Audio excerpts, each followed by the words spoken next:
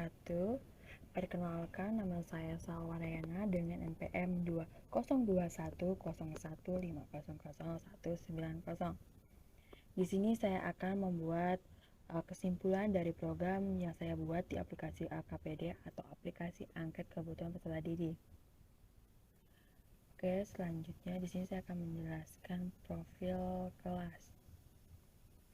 Pada profil kelas dengan presentasi tertinggi ada 27 prioritas. Pada presentasi tertinggi di butir angket, saya masih menunda-nunda tugas sekolah atau pekerjaan rumah pada nomor 42 dengan jumlah respondennya sebanyak 112 dan presentasinya 2,91%. Lalu selanjutnya dengan presentasi sedang ada 21 dan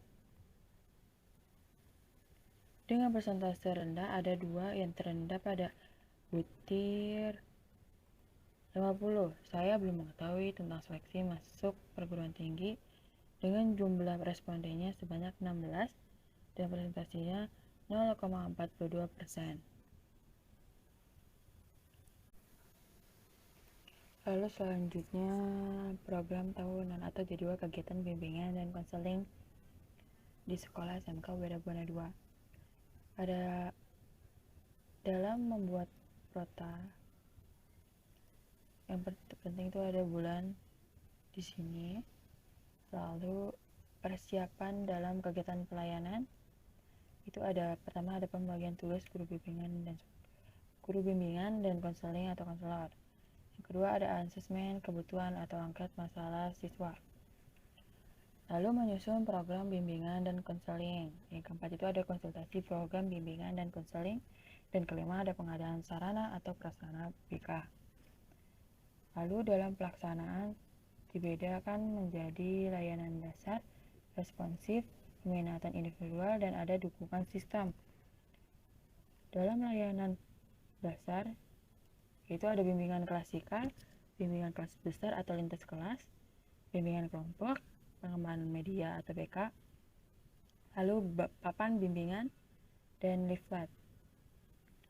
Lalu ada layanan responsif.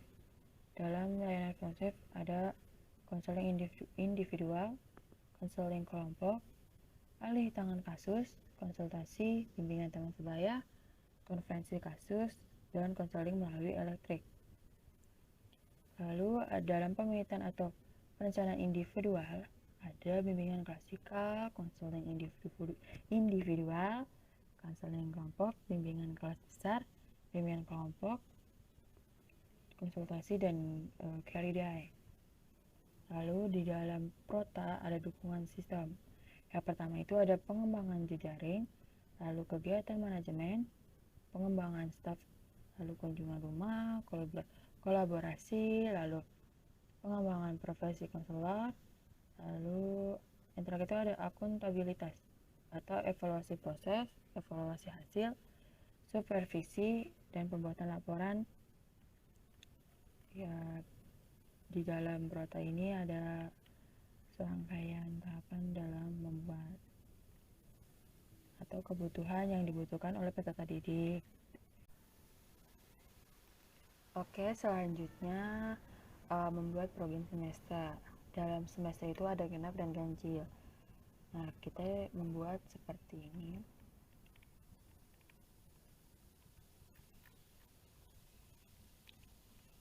Lalu di sini biasanya waktunya itu dari Januari sampai bulan Juni. Lalu ini dalam layanan dasar atau bimbingan klasikal kita mengambil dari etika seperti ini. Ini dari butir angket. Lalu memberikan tujuannya kepada peserta didik. Lalu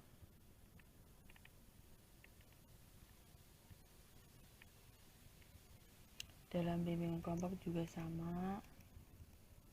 Kenapa kok bisa tahu ini di dalam bimbingan kelompok? Sebelumnya itu kita membuat membuat action plan atau silabus. Di sini kita membuat tujuan layanan, komponen layanan, strategi layanan, materi, metode, media, evaluasi, dan ekuivalensi. Seperti itu. Lalu sama dengan program ganjil. Semester ganjil sama. Dalam waktu pelaksanaan itu dari bulan Juli sampai bulan Desember. Seperti ini. Diberitahu tujuannya apa. Seperti itu.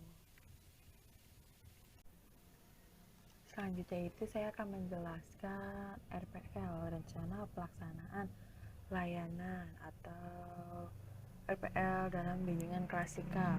Yang pertama itu ada komponen layanan. Layanannya itu layanan dasar. Lalu itu bidang layanan, ada layanan pribadi. Lalu topik atau tema pelayanan ini konsep diri remaja. Kenapa saya memberikan layanan ini kepada peserta didik? Karena pentingnya konsep diri itu sangat penting, karena cenderung lebih menunjukkan rasa penuh percaya diri lalu bagaimana menghadapi kegagalan dalam menempuh proses dalam kehidupan. Kenapa konsep diri itu harus dimiliki orang remaja? Karena konsep itu penting atau baik dalam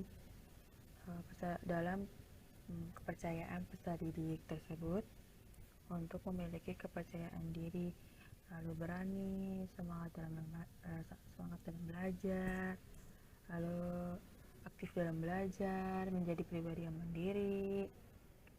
Seperti itu. Manfaatnya itu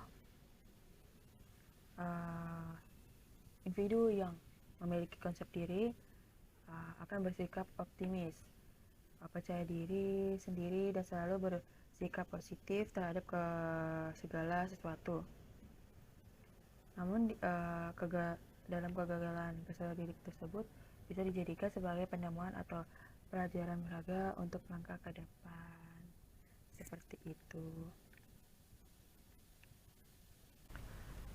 Lalu selanjutnya itu ada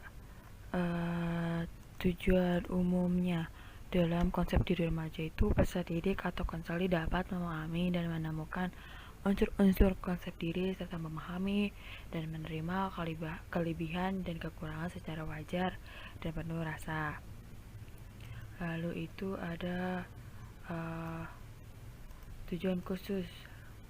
Yang pertama itu peserta didik atau konseling yang dapat memahami pengertian dan komponen konsep diri. Kedua itu peserta didik atau konseling dapat memahami faktor-faktor yang mempengaruhi perkembangan konsep diri. Yang ketiga itu ada peserta didik atau konseling dapat memahami proses pembentukan konsep diri. Lalu selanjutnya itu ada mengelola emosi dengan baik. Di sini tujuan umumnya itu peserta didik atau konseling dapat mengelola atau mengendalikan emosi dan memantapkan nilai serta cara bertingkah laku yang dapat diterima dalam kehidupan sosial yang lebih luas. Tujuan khususnya itu peserta didik atau konseling dapat mendefinisikan pengertian emosi, lalu dapat mengidentifikasi macam-macam emosi bagaimana, lalu dapat memperhatikan cara mengendalikan emosi melalui sosiodrama. Tujuannya itu agar memahami emosi, lalu kita dapat lebih memahami dampaknya terhadap perilaku dan mengetahui cara untuk mengendalikannya. Memberitahu kepada peserta didik bagaimana cara mengendalikannya. Lalu bagaimana sih cara mengelola emosi dengan baik? Yang pertama itu Melihat situasi, hindari keadaan yang dapat memicu emosi. Lalu mungkin saja dengan mencoba mengurangi rasa kecewa yang diterima oleh diri kita. Lalu alihkan fokus atau perhatian. Misalnya kamu sudah terus merendah atau dengan orang yang di sekitarmu. Lalu ubah pemikiran atau ubah respon. Kenapa sih remaja harus mampu mengelola emosi? Karena masa remaja itu dimana seorang masih cenderung lebih labil, belum bisa mengontrol emosi dengan baik, takutnya terjerumus ke hal-hal yang tidak baik. Kenapa sih kita harus mengendalikan emosi agar membuat pikiran dan jiwa jauh lebih tenang? Emosi yang meningkat tentu saja dapat membuat perasaan menjadi cemas, panik, dan tidak bahagia.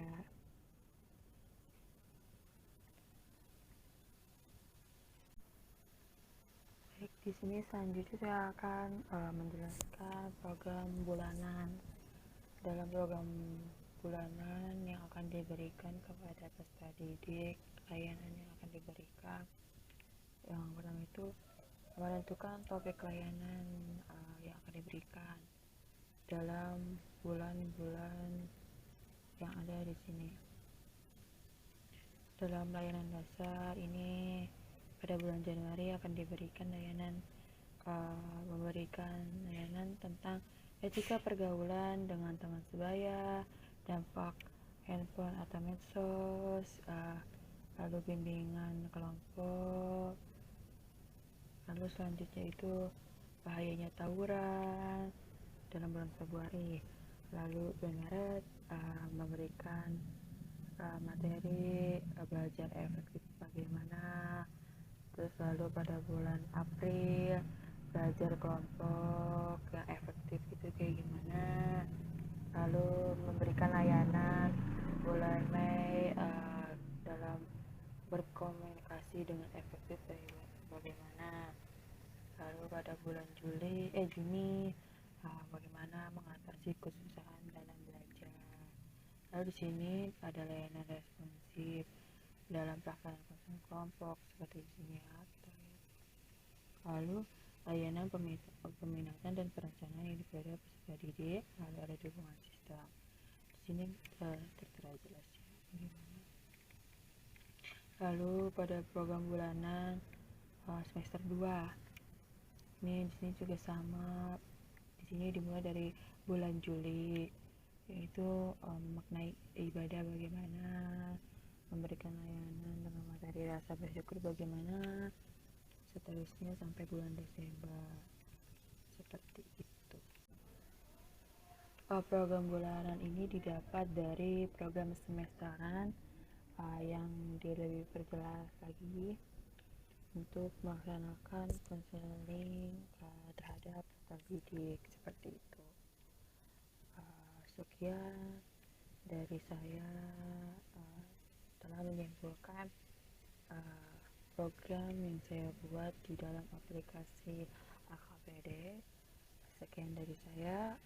Wassalamualaikum warahmatullahi wabarakatuh.